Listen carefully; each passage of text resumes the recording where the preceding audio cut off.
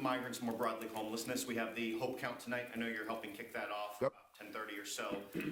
With the eviction policies and moving migrants to the shelters, though many are having successful outcomes, some are having unsuccessful outcomes, and we're seeing increased pockets of homelessness throughout the city around Tompkins Square Park, where they're waiting for reticketing, Penn Station, to name a couple of places.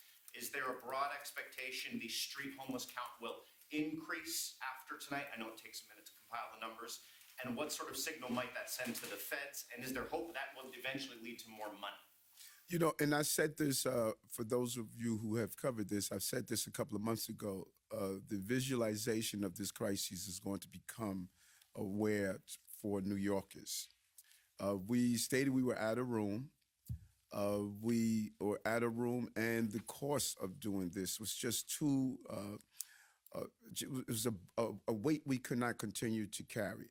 And I'm surprised at those who are saying we're being inhumane for the 30 days for single adults, when 80% of those single adults were self-sustaining.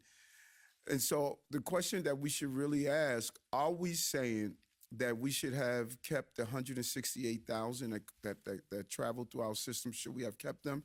We're under 100,000 now. Over 60% of the people who have arrived here were able to become self-sustaining through reticketing and using intense service for them.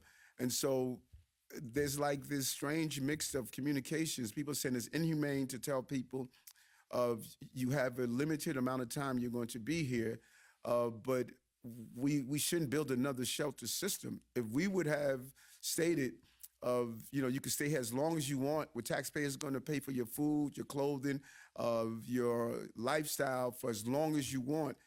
That is just not economically realistic, and is unfair to taxpayers, it's unfair to migrants and asylum seekers. And so our humane policy that is, we're telling single adults 30 days, children and families 60 days, and we are not going to allow any child or family to sleep on the street. I said that over and over again. And so I don't think political posturing is going to solve this crisis. And what's interesting, people who are saying we should not do this, they don't have a solution.